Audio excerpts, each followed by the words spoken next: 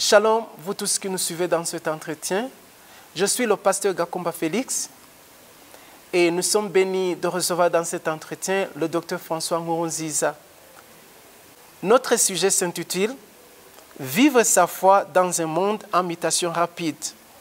Mais avant d'entrer dans le vif du sujet, parlons d'abord du docteur François Nkurunziza. Qui est le docteur François Nkurunziza? Il est à la tête de la communauté des églises, Bethel. Il est enseignant de la parole de Dieu, en l'occurrence les prophéties bibliques. Il est théologien. Il a aussi à son actif plusieurs ouvrages, notamment le livre « Où va le monde ». Docteur François Nkurunziza, nous sommes bénis de vous recevoir dans cet entretien. Docteur, comment vivre les valeurs chrétiennes dans un monde aux multiples changements rapides? C'est vrai, merci beaucoup pour cet entretien. C'est vrai, nous vivons un monde aujourd'hui qui connaît une mutation vertigineuse, très rapide. Et cela n'est pas facile pour l'homme d'aujourd'hui. Mais en tant que chrétien, je peux affirmer qu'il est possible de vivre au sein d'une société en grande mutation et de garder son identité. Et cela dépend de plusieurs facteurs que nous allons développer ensemble. Oui, merci beaucoup, docteur. Effectivement, le monde vit de multiples changements à tous les niveaux, que ce soit climatique, que ce soit politique ou économique. Et ça affecte l'homme de plusieurs façons, et spécialement le chrétien d'aujourd'hui. L'Internet ou la technologie façonne le monde à une grande vitesse. Je demande, l'Église de Jésus-Christ va-t-elle survivre au défi de la mondialisation des cultures? Oui, c'est une très bonne question, très pertinente. D'abord, il faut comprendre que l'Église n'est pas un projet humain. L'Église, c'est le projet de Dieu. Alors, étant le projet de Dieu, Dieu est dans son projet. Et Dieu, il est évident que Dieu n'échoue jamais. Et autrement, l'Église ne serait pas encore aujourd'hui une réalité dans notre monde, parce que nous savons que depuis le 5e siècle après Jésus, jusqu'au 15e siècle, ça veut dire tout le Moyen-Âge européen, l'Église a traversé une période très difficile, que les théologiens qualifient, ils en parlent comme l'épisode des évangiles qui nous montre Jésus qui dormait dans la barque. Pendant que la barque des disciples était ballottée par les vents et les tempêtes sur la mer de Galilée, la Bible nous dit que Jésus dormait. Alors, les disciples ont essayé de ramer, de se débattre comme ils pouvaient, en tant que spécialistes de la mer, et par après, ils se sont avoués vaincus en face des éléments qui se déchaînaient. Alors, ils ont réveillé leur Seigneur, ou leur Maître. Alors, Jésus, en se réveillant tranquillement, il a menacé les vents et la mer et les tempêtes, et la mer s'est calmée, le vent s'est calmé. Et puis, il s'est tourné vers ses disciples, il leur a dit, hommes de peu de foi. Ça veut dire que les théologiens qualifient tout le Moyen-Âge européen, du 5e siècle après Jésus jusqu'au 15e siècle, de 1000 ans où Jésus semblait dormir dans la barque. Parce que les œuvres grandioses du Seigneur, à l'époque des temps des apôtres, que nous avons dans le livre des apôtres, et les œuvres qui ont suivi avec les pères de l'Église, semblaient être quasiment disparues. Donc il ne restait que les dogmes de l'Église catholique. Mais la manifestation de l'Esprit de Dieu avec des œuvres de puissance qui confirment l'Évangile avait disparu quasiment. Mais nous voyons qu'après le 15e siècle, l'Église a repris sa dynamique avec les réformes protestantes, jusqu'à ce qu'aujourd'hui, nous voyons dans le monde entier des églises qui sont vivantes. Ça veut dire que l'Église, malgré les changements que connaît notre monde et connaîtra encore notre monde, l'Église n'est pas vouée à disparaître. L'Église finira triomphalement dans la gloire. Vous avez dit, ici, il y a les défis de la mondialisation des cultures. On a parlé de l'Internet. avec tous ces apports, lorsqu'on considère l'Église de Dieu, avec tous ces courants qui viennent par l'Internet, par la technologie, l'Église est ballottée de toutes parts, avec tous ces courants, des enseignements de divers. Vous suivez toutes ces choses. Est-ce que réellement, vous pouvez affirmer qu'en face de toutes ces cultures, en face de toutes ces connaissances, est-ce que le chrétien d'aujourd'hui peut-elle vraiment survivre sur toutes ces choses? Oui, parlons d'abord du concept de mondialisation.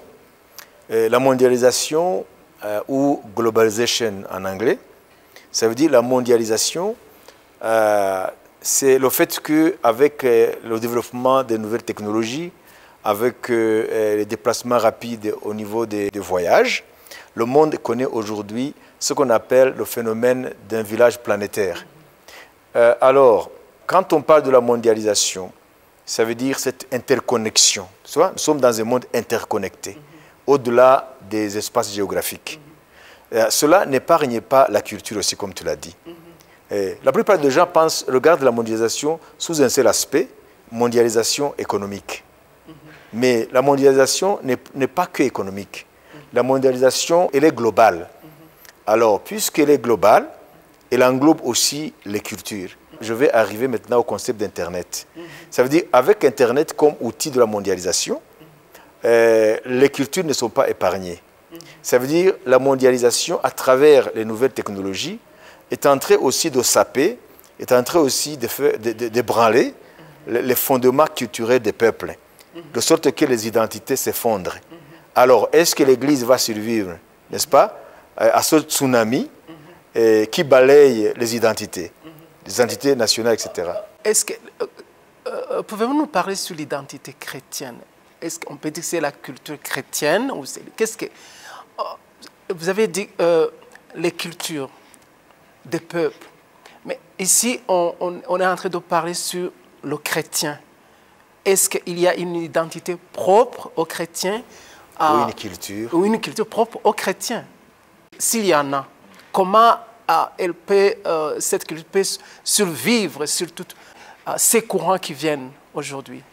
Oui, lorsqu'on parle du chrétien, on parle aussi du royaume de Dieu. Ça veut dire que Jésus est venu proclamer le royaume de Dieu. Alors, le propre de chaque royaume, c'est que chaque royaume a une culture. Un royaume, bien sûr, a des structures politiques, administratives.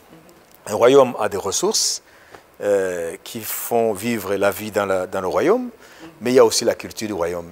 Ça veut dire qu'en embrassant la foi chrétienne, en recevant la parole de Dieu, en recevant l'évangile, nous nous trouvons dans une autre culture qui est différente de nos cultures naturelles dans lesquelles naturellement nous naissons.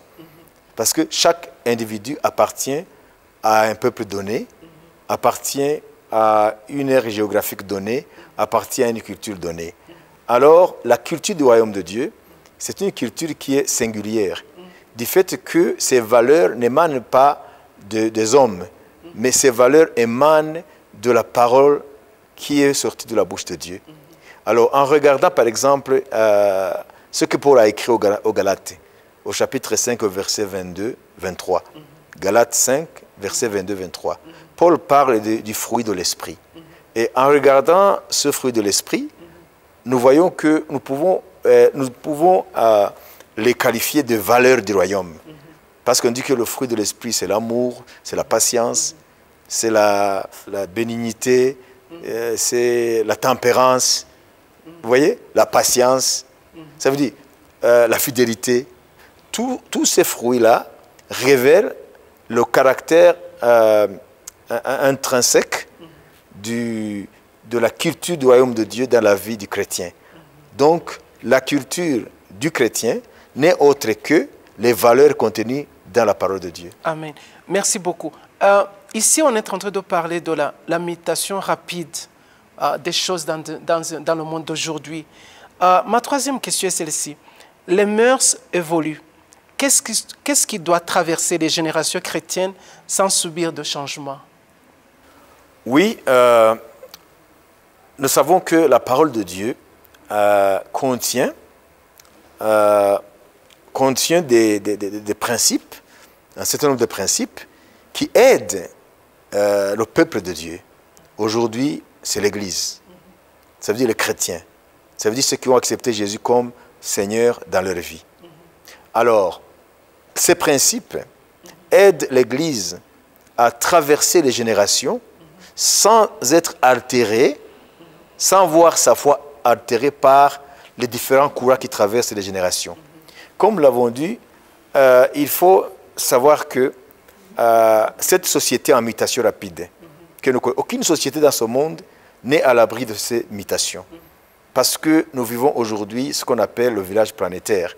Ça veut dire que les hommes sont comme dans un village planétaire. C'est un terme qui est courant, qui est connu généralement, qu'à travers Internet, à travers la mondialisation, donc les hommes se sont rapprochés sans toutefois être un. C'est un rapprochement qui est artificiel. Ça veut dire que Internet aujourd'hui a créé un homme qui est artificiel. Ça veut dire que l'homme a perdu, si vous voulez, il a perdu son identité propre. Ça veut dire que l'homme est façonné par les antivaleurs qui sont véhiculées à travers Internet. Parce qu'Internet, il n'y a pas que des bonnes choses, mais il y a aussi, d'ailleurs, en grande partie, des mauvaises choses qui affectent l'identité même de ceux qui habitent sur cette planète. Alors, brièvement, je peux dire que il y a quelque chose qui survit au-delà de tout ce changement. C'est la foi véritable en Jésus-Christ.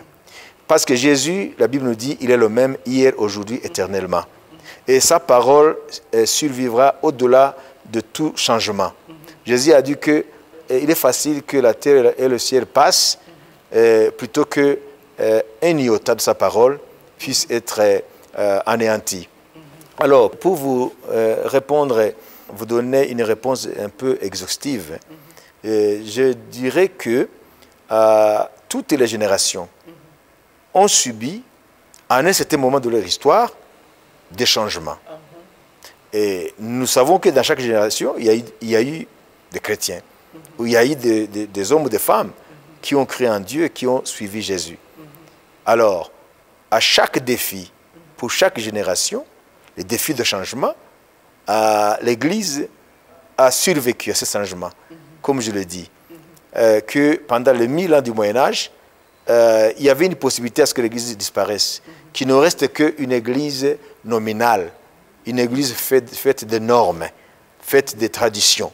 Mais l'Évangile a repris le dessus. C'est pour cela qu'aujourd'hui, nous avons des églises vivantes à travers le monde, vivantes dans le sens de la vie de l'esprit et le vécu de la parole de Dieu.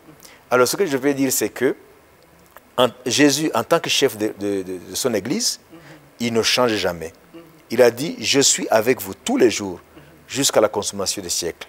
Ça veut dire que si Jésus ne change pas, et que c'est lui qui est le maître de l'Église, le chef de l'Église, et que son esprit est actif dans l'Église, ça veut dire que le peuple de Dieu, en restant fidèle à la parole de Dieu, sans toutefois la relativiser par rapport aux différentes philosophies, aux différents courants qui traversent les générations, cette Église-là qui est fidèle à la parole de Dieu, au principe de la parole de Dieu, qui est fidèle à son chef qui est Jésus-Christ, cette Église-là survivra au-delà de ce changement parce que la foi triomphe toujours du monde. C'est ce que nous dit la Bible dans le premier épître de Jean.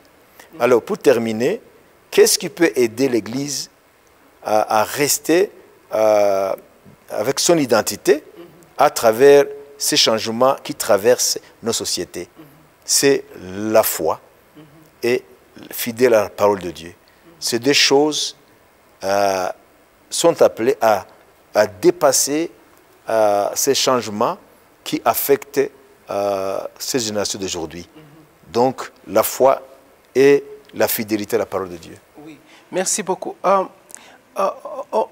Ici, on était en train de dire, concernant l'évolution des cultures, des mœurs, leurs changements, comment ils sont affectés dans les mutations rapides qui s'opèrent dans ce monde d'aujourd'hui.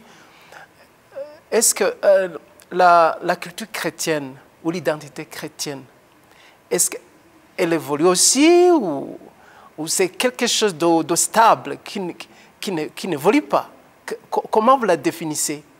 Parce qu'aujourd'hui, même au sein de l'Église, les gens sont tentés d'être affectés par d'autres et certains même se croient qu'ils sont en arrière des autres et adoptent des choses qui ne sont pas de la valeur chrétienne.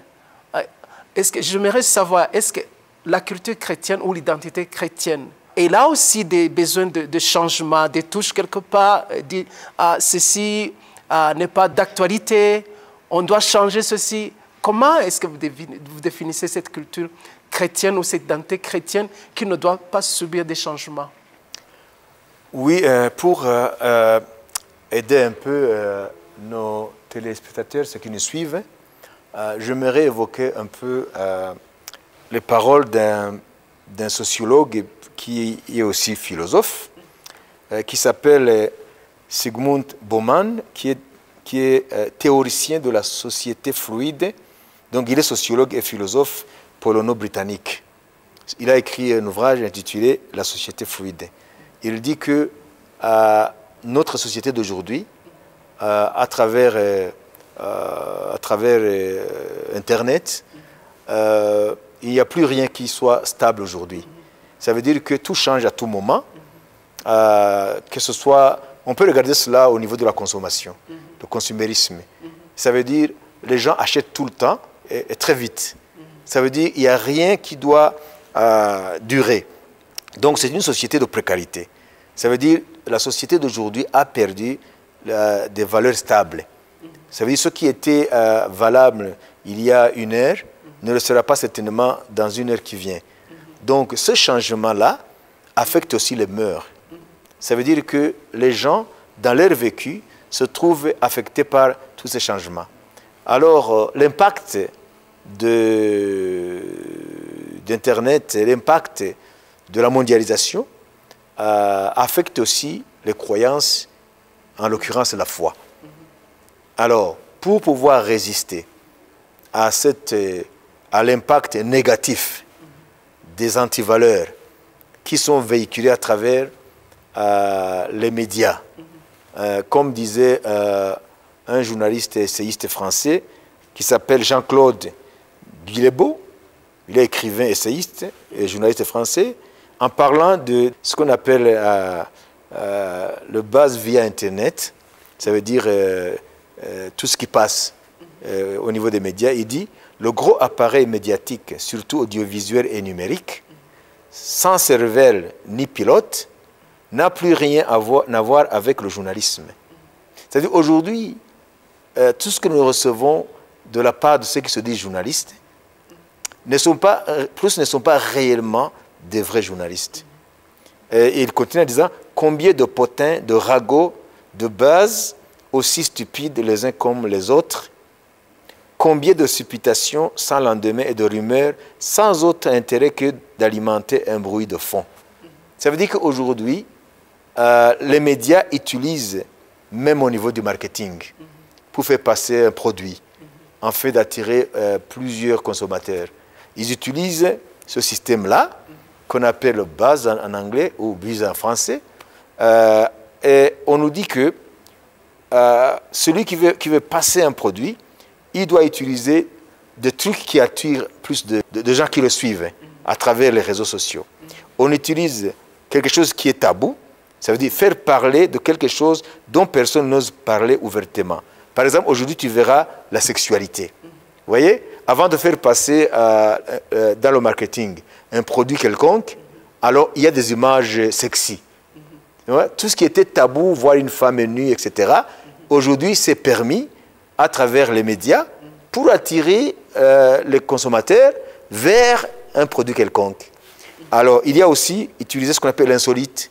Par exemple, créer un site de rencontre en ligne pour les obèses, vous voyez, qui ont l'excès de poids.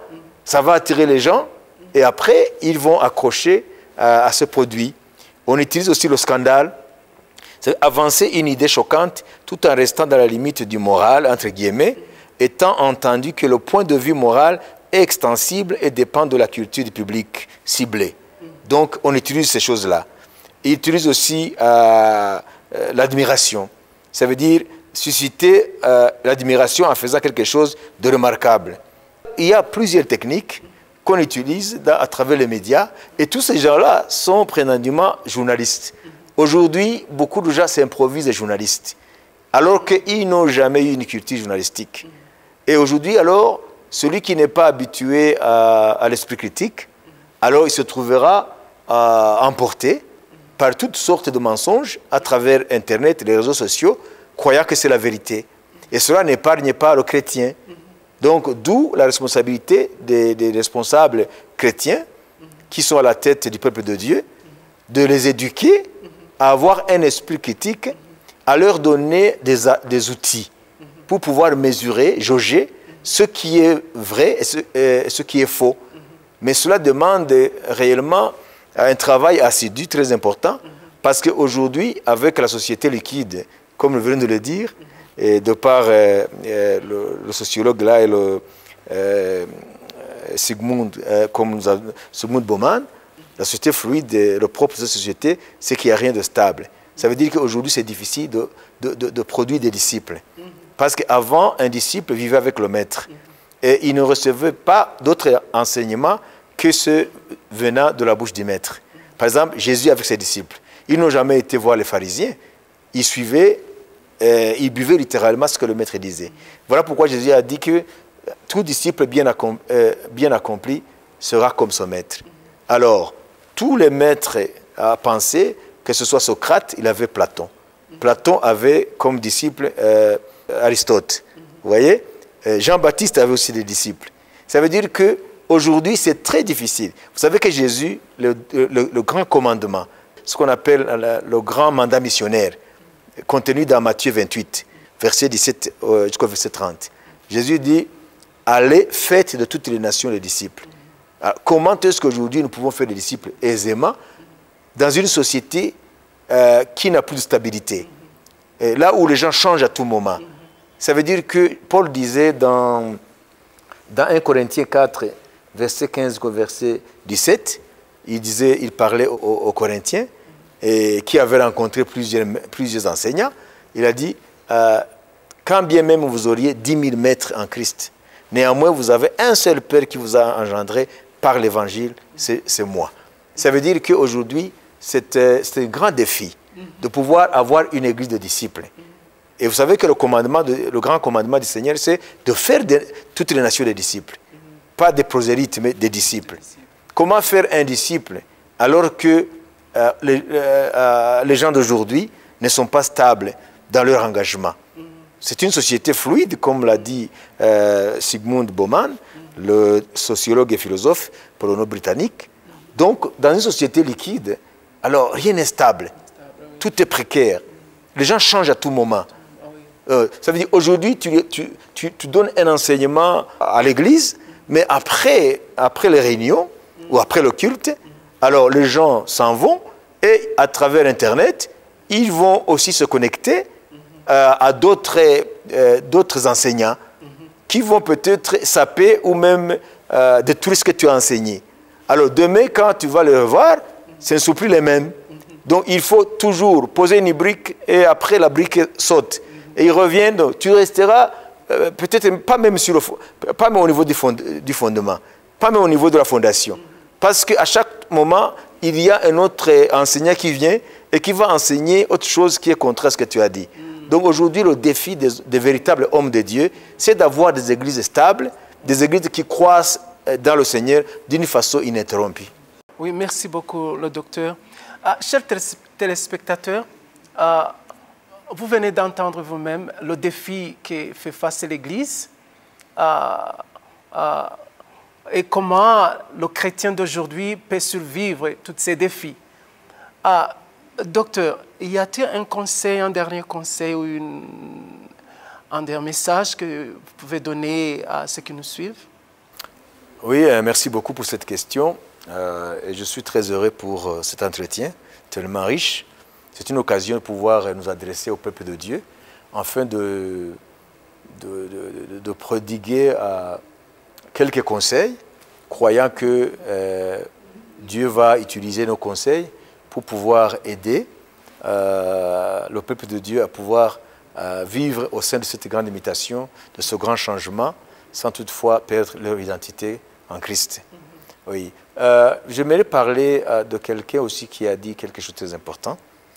Vous savez que nous, les hommes, nous sommes appelés Homo sapiens. Ça veut dire des hommes qui ont la sagesse. Ça veut dire qu'il n'y a que l'homme parmi les primates qui pense. Vous savez que l'homme, il fait partie de l'espèce de mammifère, de l'ordre des primates. Mais nous sommes des êtres pensants. Alors, il y a quelqu'un, c'est vraiment nécessaire de pouvoir le citer aussi, qui s'appelle Philippe Villiers, qui est un homme politique et écrivain français. Et il a écrit par rapport à notre société d'aujourd'hui, dans la servitude volontaire.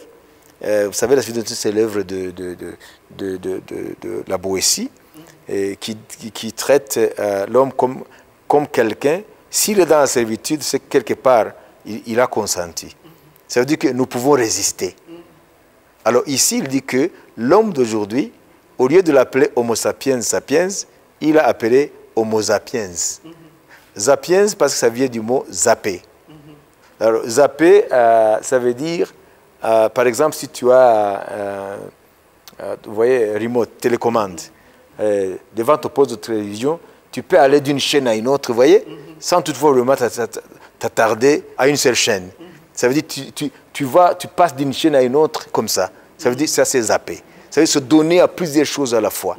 Donc ici, Philippe Villiers dit que l'homme d'aujourd'hui, il ne fait que zapper. Ça veut dire qu'il ne reste pas dans un engagement et le poursuivre jusqu'à atteindre le but. Ça veut dire, il change à tout moment. Alors cela aussi, le chrétien aussi n'échappe pas à ce phénomène de zapping. Alors, qu'est-ce qu'il faut faire pour pouvoir résister à cela? Nous sommes dans une société en pleine imitation, à une vitesse élevée, grande vitesse. Alors, comment pouvoir résister à l'assaut de ces forces de changement qui, tous ces changements ne sont pas positifs. Il y a des changements négatifs. Par exemple, la première victime de cette grande imitation, c'est la moralité. Ça veut dire les mœurs qui sautent. Donc nous vivons aujourd'hui une société qui tend à être une société amorale dans tous les domaines. Alors que nous savons que les principes bibliques qui régissent la vie d'un chrétien, alors il y a le principe qui dit que le chrétien doit ressembler au Christ. Ça veut dire qu'il doit vivre une vie de sainteté. Alors, une vie de sainteté, dans un monde en pleine dégénérescence morale, c'est un grand défi. Comment pouvoir résister à la dégénérescence morale de notre monde d'aujourd'hui? Nous sommes bombardés à chaque instant, à travers les réseaux sociaux, à travers les médias, de toutes sortes d'obscénités qui détruisent une pensée pure devant Dieu. Alors, la pureté chrétienne, la sainteté chrétienne ne peuvent être sauvegardées si nous ne vivons pas une relation intime et dynamique avec notre Seigneur Jésus à travers la parole de Dieu quotidienne, la lecture de la parole de Dieu d'une façon quotidienne, mais aussi à travers la prière et aussi un autre élément très important, à travers nos rencontres dans nos églises. Parce qu'aujourd'hui, nous voyons que les chrétiens, ce n'est pas seulement dans un seul pays, d'une façon générale, les chrétiens ont tendance aujourd'hui à abandonner leur assemblée. Et la Bible dit dans Hébreux chapitre 10, verset 25, que plus nous voyons que le jour de Christ approche, l'avènement de notre Seigneur, il faut lutter à ce que nous puissions protéger nos moments de culte, nos moments de réunion spirituelle, nos moments d'assemblée en tant qu'enfants de Dieu. Parce que c'est là où Dieu nous donne la force de continuer à vaincre ce monde qui est rempli de beaucoup d'antivaleurs. Donc, d'abord, il faut marcher dans la sainteté, marcher dans la pureté d'esprit ou du cœur, à travers la communion quotidienne avec Jésus, à travers la communion avec la parole de Dieu. Et surtout, il faut lutter à ce que tu n'abandonnes pas les moments des assemblées, les moments de culte, les moments de partage de la parole de Dieu dans l'Église.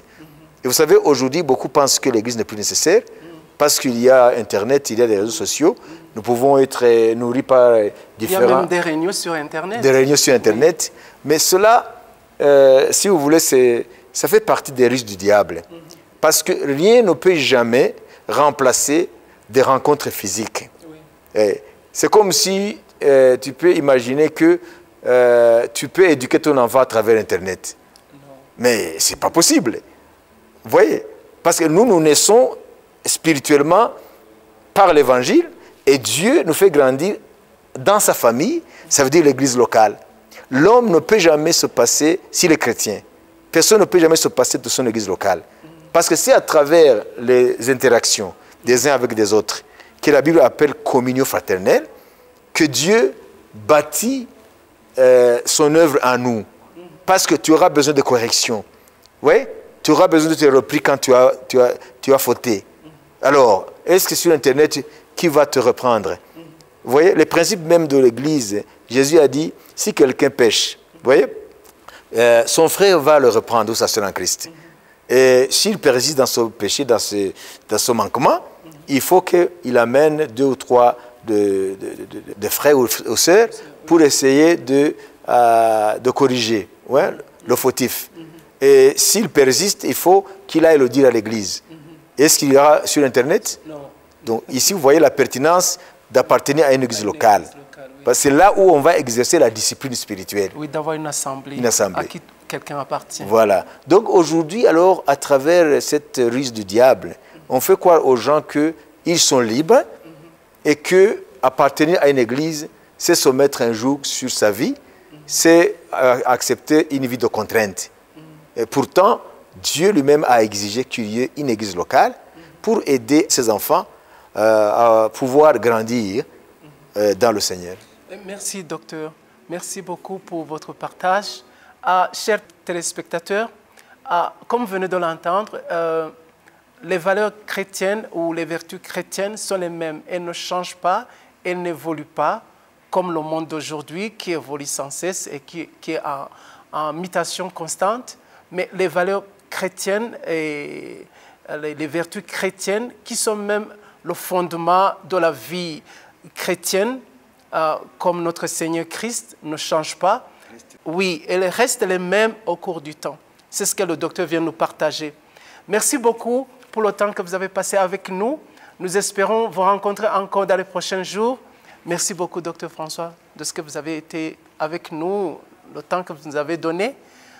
Nous espérons que vous allez nous donner encore du temps afin que nous puissions profiter de votre sagesse, de votre enseignement.